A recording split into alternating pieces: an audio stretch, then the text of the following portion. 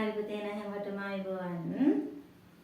එහෙනම් ඔන්නද නිවාඩු දවසේ මේ ටීචර්ලා ඇස් දෙන්න ඔයාලට සිංහල වාක්‍ය රටාවක් කියලා දෙන්න. මම පුතේ මේ වෙනකම් ඔයාලට වීඩියෝ ටිකක් දැම්මා වර්තමාන කාල වාක්‍ය හැම එකක්ම. නේද? අප්‍රාණවාචී වර්තමාන කාල වාක්‍ය, ස්ත්‍රීලිංග වර්තමාන කාල වාක්‍ය, පුරුෂලිංග වර්තමාන කාල වාක්‍ය, මම යෙදුණු වර්තමාන කාල වාක්‍ය, අපි යෙදුණු වර්තමාන කාල වාක්‍ය. ඔය හැම එකක්ම මම ඔයාලට මේ වෙනකොට කියලා දීලා ඉවරයි. එහෙනම් අද ඉඳන් මම පටන් ගන්නෙ අතීත කාල වාක්‍ය. හැබැයි මම අද වර්තමාන කාලය අතීත කාලය දෙකම කියලා දෙනවා. හරිද? එහෙනම් ඔන්න ටීචර් නිවාඩු දවසේ වල වීඩියෝ එකක් දාන්න ඕනේ කියලා හිතුවා සිංහල.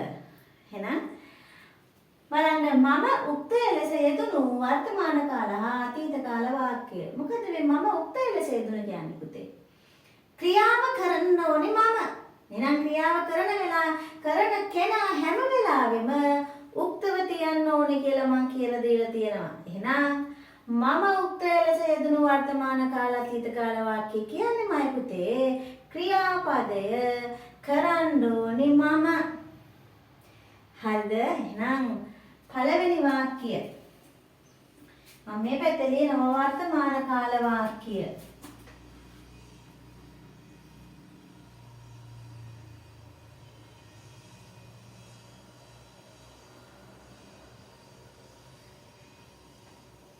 වර්තමාන කාල අතීත කාල.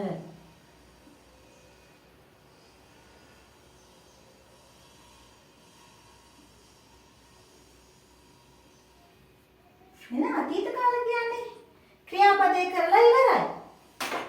නේද? හරි. මම පුතාට දැන් එහෙනම් මම අතීත කාල කියන්නේ එහෙනම් ඒ ක්‍රියාව කරලා ඉවරයි නම් අපි ඒක අතීත කාලයට අයිති කියලා කියනවා. හරිද? එහෙනම් ඔන්න මම පළවෙනි එක ලියනවා මම පොත් තෝරමි.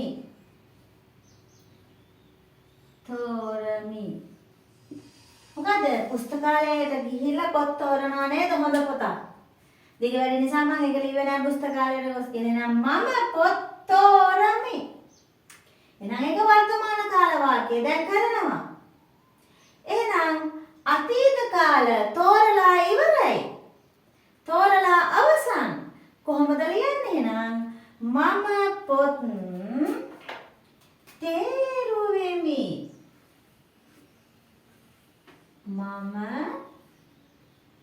පොත් තේරුවෙමි.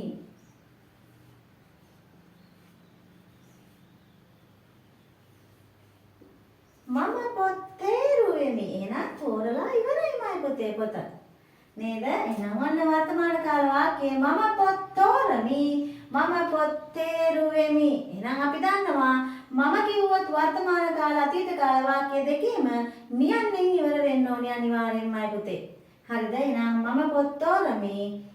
මම පොත් තේරුවෙමි. තව එකක් කියන්න. මම පාඩම් කරමි. මම පාඩම් කරමි. දැන් පාඩම් කරලා ඉවරයි. දැන් පාඩම් කරලා අවසන්. කොහොමද ලියන්නේ? මම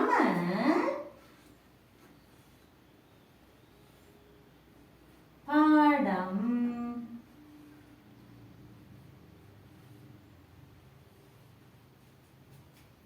කළෙමි.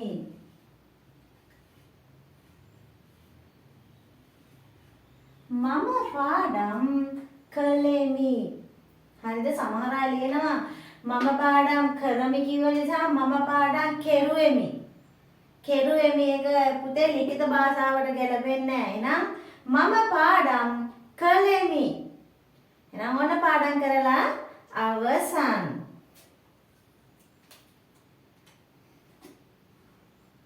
තුන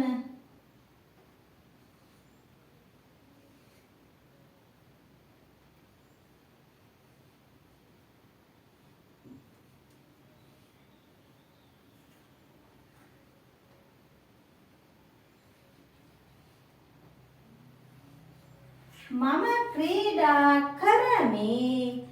මම ක්‍රීඩා කළෙමි.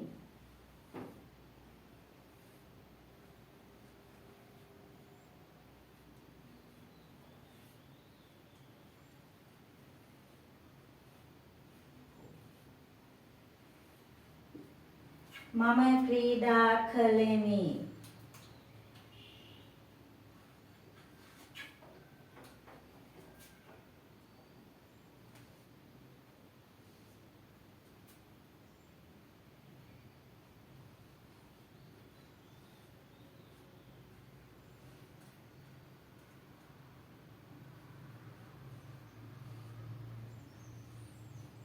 මම නැටුම් නටමි.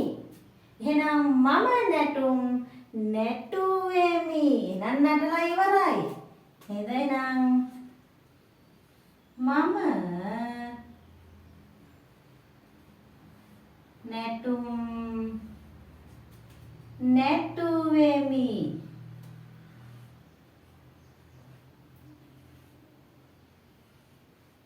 නැටුවෙමි. මම නැටුම් නටමි. මම නැටුම් නැටුවෙමි.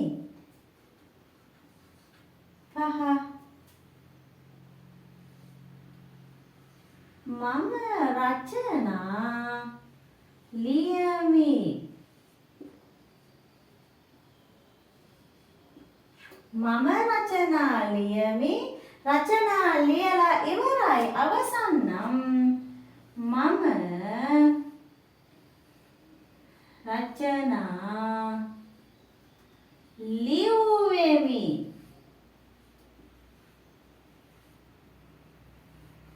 ලියුවෙමි. එහෙනම් මම රචනා ලියුවෙමි. හරිද? එහෙනම් මේ පුතේ වර්තමාන කාල කියන්නේ අපි දැන් කරනවා. එහෙනම් අතීත කාල කියන්නේ අපි මේ වැඩේ කරලා ඉවරයි. අවසන් එනම් මම කිව්වොත් දෙකේම අපි මියන්නෙන් අවසන් කරන්න ඕනි. හරිද? එහෙනම් මම පොත් තෝරමි.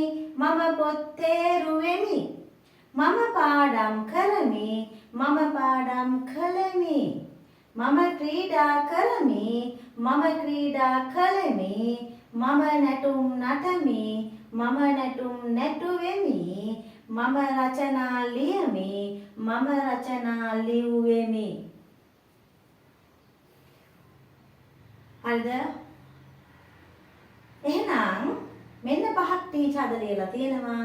මොකද කරන්න ඕනේ වෙනදා වගේම තව වාක්‍ය පහක් ඔයාලා එකතු කරගන්න ඕනේ මේ ටේබල් එකට. හරිද? එහෙනම් වාක්‍ය ටිකක් එකතු කරගෙන ඊළඟ දවසෙත් මම එහෙනම් අලුත් වාක්‍ය රටාවක් කියලා දෙන්නම්. කියන බාන වාක්‍ය ටිකක් එහෙනම් අඬමි ඇඬුවෙමි. දුවමි දිව්වෙමි. කමි කෑවෙමි. හරිද? ඔන්න ඔය විදිහට මම පුතේ එහෙනම් තව වාක්‍ය පහක් හදන්න ඕනේ ඔයාලා වෙනදා විදිහටම ටීචර් ඊළඟ වීඩියෝ එක අරන් එන්න කලින්. හරිද? එහෙනම් හැමෝටම ආයුබෝවන්.